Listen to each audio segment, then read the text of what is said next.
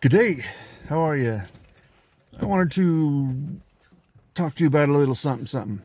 I'm going to read a few things here, some different points.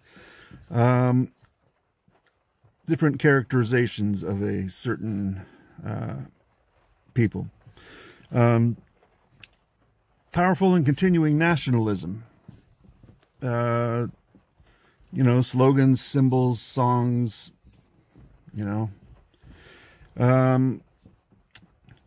disdain for recognition of human rights. Identification of enemies and scapegoats as a unifying cause of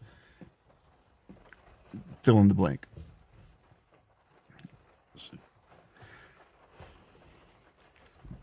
Supremacy of the military.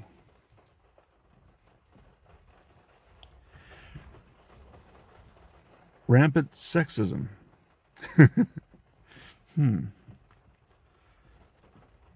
Controlled media.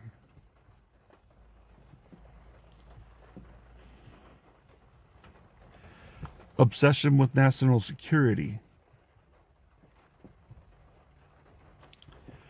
Religion and government tied together.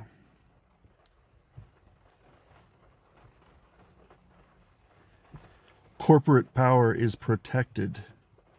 The corporations are protected.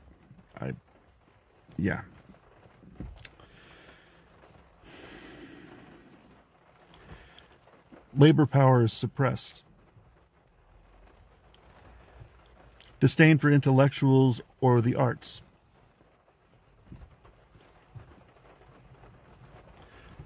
Obsession with crime and punishment.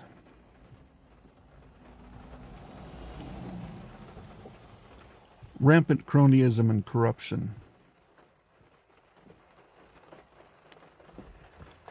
Fraudulent elections. Those sound like talking points right off of what is the Trump administration doing? It's doing those are 14 points. This was written in 1955, and these are the 14 points of fascism. And man, does it match. There's only a couple points. There's like, oh, maybe kind of not that much. The rest of it is so spot on. They're using the fascism playbook right now. And in so doing, they are absolutely closing in all the censorship online, stripping of our rights under the guise of this virus. It's insane. The trajectory is not just a trajectory. We've already landed now in fascism. Now it's just a matter of how bad does it get, because they have basically crashed the entire monetary system, and they've done it intentionally, in my opinion, because they sure aren't doing anything to try to make sure that that doesn't happen. They're letting this thing crash and burn, and we peasants are going to be stuck trying to fight over the crumbs, and it's going to be survival of the fittest, just like their eugenics calls for. Whoever's fit to beat the next man down is going to be the one who lives through this. I don't see how they can dig out of this financial collapse. And then there's word of extending this martial law. It's not official yet, but they're starting to chatter about extending it more. Well, we flattened out the curve, but it's going to take longer. And how much do they expect us to tolerate before we absolutely revolt? Is that what they want? Because eventually they'll get it if they keep trying. But I think they're just waiting for the hunger riots, because we won't have much to give if we're rioting over food. And the thing about it is, we saw this coming, but didn't think it would move in this fast. But history shows us that's how it always goes. You don't think it's going to happen right away, and then boom, it's on you right now. if you look into the history of how these things go, nobody ever expects it to unfold like this. I don't know what the right word is. A bit scared, a bit depressed, a lot furious, and I don't know what to do. We can't protest because that's being outside with, so the whole constitutional right to peaceful assembly, out the door. Free speech, out the door. Free press, out the door. What's next? Second Amendment? Gonna take those guns next? That I'd like to see. I'm not armed, but that would be really interesting to... I think a lot of people would die if they went to go grab guns in an obvious way, but instead they're going to do it the way they've been doing it. There's going to be some horrific shooting, and it'll renew the call for, we need to really bring these guns in, and buyback program, whatever it is. Because that's how they've been tricky about everything. It's like, well, we need you to be off the streets because it's for safety. It's for everybody's safety, and if you don't do it, everybody's going to be mad at you because you're then costing their safety. This stuff is very manipulative, to put it the least. I mean, it's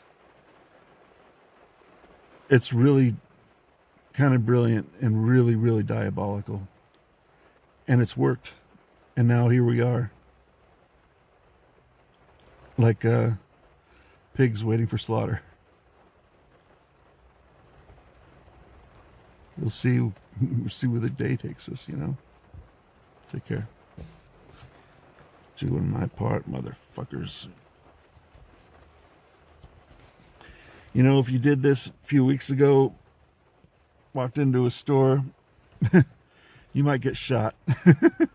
Now it's required. Legally. It's illegal to not wear these in public right now. Of course it is. Compelled clothing. Joy. Take care. Powerful and continuing nationalism, fascist regimes tend to make constant use of patriotic mottos, slogans, symbols, songs, and other paraphernalia. Flags are seen everywhere, as are flag symbols on clothing and in public displays. 2. Disdain for the recognition of human rights because of fear of enemies and the need for security. The people in fascist regimes are persuaded that human rights can be ignored in certain cases because of need. The people tend to look the other way or even approve of torture, summary executions, assassinations, long incarcerations of prisoners, etc. 3. Identification of enemies, scapegoats as a unifying cause. The people are rallied into a unifying patriotic frenzy over the need to eliminate a perceived common threat or foe, racial, ethnic or religious minorities, liberals, communists, socialists, terrorists, etc. 5. Rampant sexism. The governments of fascist nations tend to be almost exclusively male-dominated. Under fascist regimes, traditional gender roles are made more rigid. Divorce, abortion, and homosexuality are suppressed, and the state is represented as the ultimate guardian of the family institution. 6. Controlled mass media. Sometimes the media is directly controlled by the government, but in other cases, the media is indirectly controlled by government regulation, or sympathetic media spokespeople and executives. Censorship, especially in wartime, is very common. 7. Obsession with national security. Fear is used as a motivational tool by the government over the masses. 8. Religion and government are intertwined. Governments in fascist nations tend to use the most common religion in the nation as a tool to manipulate public opinion. Religious rhetoric and terminology is common from government leaders, even when the major tenets of the religion are diametrically opposed to the government's policies or actions. 9. Corporate power is protected. The industrial and business aristocracy of a fascist nation often are the ones who put the government leaders into power, creating a mutually beneficial business-government relationship and power elite. 10. Labor power is suppressed because the organizing power of labor is the only real threat to a fascist government. Labor unions are either eliminated entirely or are severely suppressed. 6. Controlled mass media. Sometimes the media is directly controlled by the government, but in other cases, the media is indirectly controlled by government regulation, or sympathetic media spokespeople and executives. Censorship, especially in wartime, is very common. 7. Obsession with national security. Fear is used as a motivational tool by the government over the masses. 8. Religion and government are intertwined. Governments in fascist nations tend to use the most common religion in the nation as a tool to manipulate public opinion. Religious rhetoric and terminology is common from government leaders, even when the major tenets of the religion are diametrically opposed to the government's policies or actions. 9.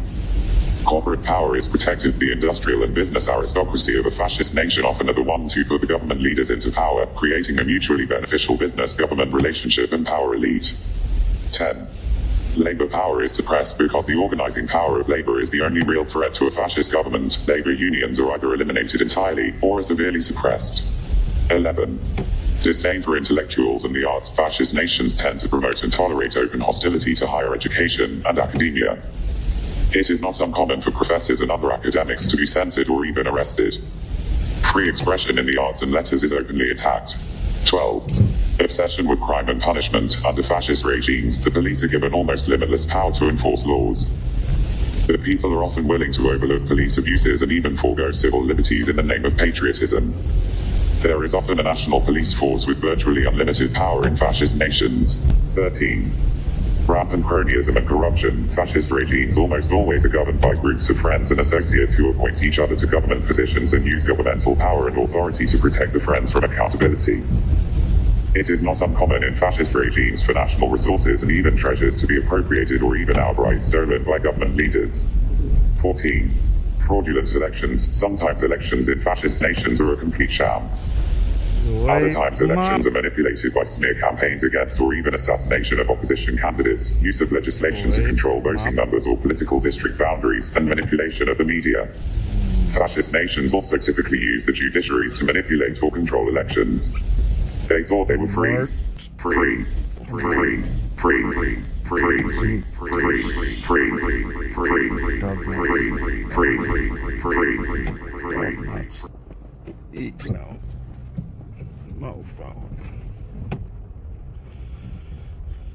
Well, it's been a nice talk. You take care now.